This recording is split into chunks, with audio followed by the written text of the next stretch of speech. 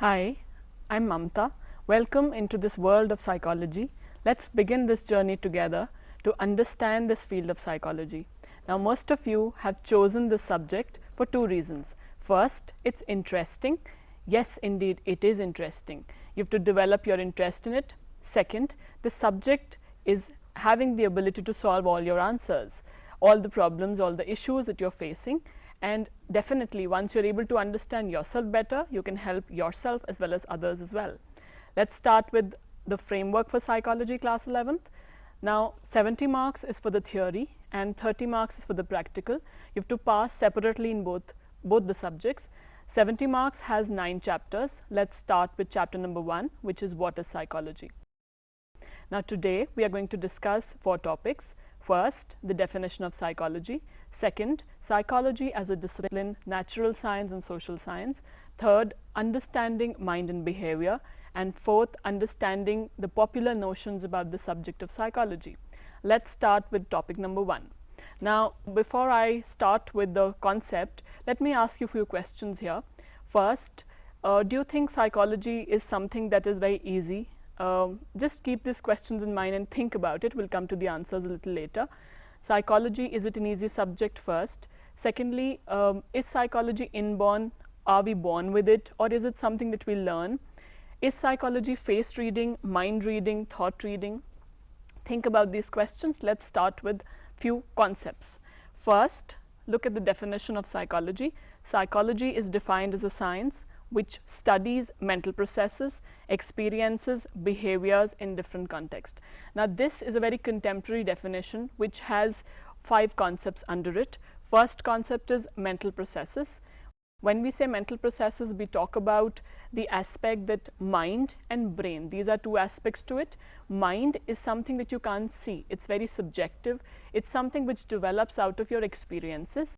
Brain as such is something that you can see, is something that you can locate, and physical test can definitely understand it. When I'm doing a maths problem, my brain activity and my neural activity can be assessed, that is the brain. But the 2 processes are very much interdependent. Second concept is experiences. Now, if I am doing yoga, only I can understand what I'm going through. At the same time, a person winning an international award, only he can understand what it is to win an international award. So, experience is very subjective, basically dealing with what you are going through. Third is the behavior. Now, if I'm smiling, if I'm nodding, if I'm saying this, all this is something that you can see outside. It is overt behavior which is outside. Behavior as such is to any outside stimulus my reaction or my response.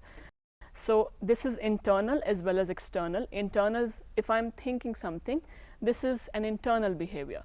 External is what you can see outside, which is overt. So, overt is observable, internal is covert. Behavior can be simple. If it's a reflex action, it is simple. It can be complex as well. If I'm having an argument or a discussion, that is a complex behavior. Psychologists mostly study the stimulus-response association of the behavior.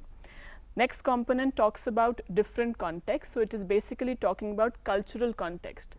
Now, one more question that comes up here is psychology a science or is it common sense? Psychology is very well a science. It deals with experimentation, verification like other sciences. Now, this was a contemporary definition. Let's move on to the second definition, which is a classical definition from which psychology started with.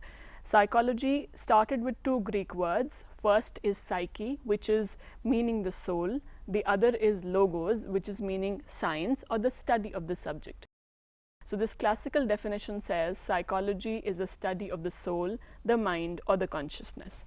Let's move on to the next topic, psychology as a discipline. Now, most of you would be studying other disciplines as well. There are 2 questions that a discipline answers. First is what to study and second is how to study. What to study basically deals with the aspect that the subject content, what are we trying to understand, which phenomena are we trying to understand. How deals with the science or the methodology. Now, in this aspect we have 2 things included. One is psychology as a natural science and the other is psychology as a social science. Now, natural science again starts with objectivity. It starts with data collection like other sciences. It is dealing with data collection, verification. It is dealing with experimentation and objectivity. So, as a natural science like other sciences, the same methodology, same procedure is being followed. Psychology as a social science basically deals with understanding man, individual in a social context. So, when we talk about psychology or any individual as such, his mind in a social context, so with people, because all of us are social beings. Before we move on to the next one, let me tell you a topic which is very interesting, at the same time very simple, which is understanding mind and behavior. Now, we've already understood the relation between brain and the mind. Now, here when we know, neuroscientists have done a lot of research to prove this fact, that even if a brain structure is damaged, mind still continues to function. So, here one example which is normally given is a person whose occipital lobe is damaged. Occipital lobe, the structure of the brain dealing with the vision. If that is damaged in an accident, even then the person responds to visual cues. So, the brain structure damaged, but the mind continues to work. Another example which is normally given here is dealing with a study which was done by Ornish, who talked about patients when they were given this technique of creative visualization, which is that you imagine the stimuli, you imagine the scenario. The patients were asked to imagine that their blocked arteries were opening up, and it so happened, it actually happened that their arteries which were blocked did open up. So, that was the power of the mind, and this field also deals with eradication of fears. The fears that we have also are handled in the same manner. This branch of psychology is known as psychoneuroimmunology. Now, psycho dealing with the mind, neuro dealing with the brain processes, and immunology dealing with your immune system. Now, here one simple example that we can understand. A child is not able to go to school because he falls ill regularly. Now, that is, there's no physical reason, he's perfectly fine, but he keeps having viral regularly. That is the reason, because the mind is having negative thoughts. He is not having very confident and comfortable thoughts about himself, and therefore he ends up falling ill. So, this is where what you have in the mind reflects itself through the bodily processes.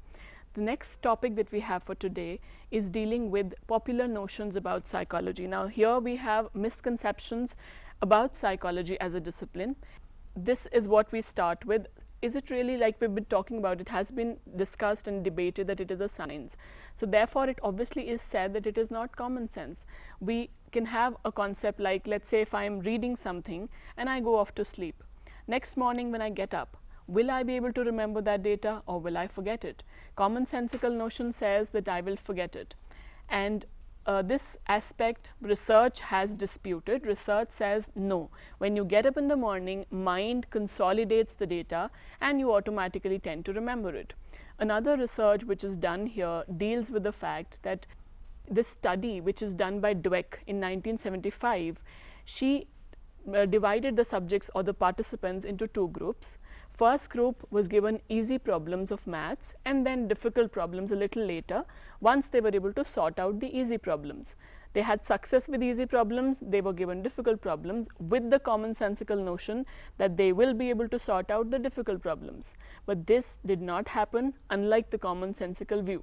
The research or the scientific study stated that children, the second group, which was given easy and difficult problems combined, they were able to solve and sort out the problems much better, because they were told that you have not tried hard enough. So, common sense says easy problems of maths and then difficult problems, children will be able to do it. Research did not agree. One more example which is given here is of the fact, let's say your friend goes out of town. Now, normally common sense will say that the friend goes out of town, the relation is going to end. But that doesn't happen according to research also. It might happen, distance makes the heart grow fonder. Let's look at the misconception of the final topic. Psychologists can read people's mind. Again, it is not possible to understand what is going on in your thoughts, but definitely through the body language, through the observation, through a scientific process, it can be analyzed. Psychologists work only with crazy people. Now, do I look crazy? Are you crazy because you've taken the subject? or anybody who goes to a psychologist, is that person crazy? It is not that we are dealing with mad people. It is basically the fact that people have certain issues which they want an answer for. You can definitely approach an expert in case you are not able to understand the issue that you're going through. Like we go to a doctor when we are dealing with the body. Any illness in the body, we go to a doctor. Similarly, any illness with the mind, we go to a psychologist or a counselor. It's that normal. If I am having an issue with something which I am not able to handle, I go to my senior counselor and ask for help. So psychologists, counselors, psychiatrists, they are the ones who are dealing with this aspect. Next we move on. Psychology is same as psychiatry. No, it is not. Psychology is basically dealing with the therapy, the skills, the study of the subject, the disorders. Psychiatry is dealing with medication. So doctors who are having MBBS degree, they are psychiatrists. We move on to the next. Psychology allows you to control people. It doesn't allow you to control people, it allows you to influence them, to deal with them in an effective manner. Because when you can understand yourself, you can definitely understand other people also. You can help yourself and you can definitely help other people. Psychology is a social science. See, some colleges have graduation or BA in psychology, the others have BSc in psychology. Some have psychology with science, some have psychology with humanities. So it's perfectly fine because it is a science-based subject, so it is okay to have it as a natural science as well as a social science. Commonsensical knowledge and psychological notions are the same. Again, we've already done this, it is not the same. Research says different things apart from what common sense says. So you have to test it and verify it like a scientist. Psychologists, psychiatrists, counselors are mad people. They are not mad people, they are very normal, very healthy. They are just dealing with issues related to the mind. And when you're dealing with any issues related to the mind, sometimes you find it very scary. And that is something which people feel that what will others think if I go to a psychologist. It is not like that. You can definitely approach a psychologist whenever you feel you're stuck up somewhere. You can approach an expert. He's trained to handle in this area, so you can definitely get help.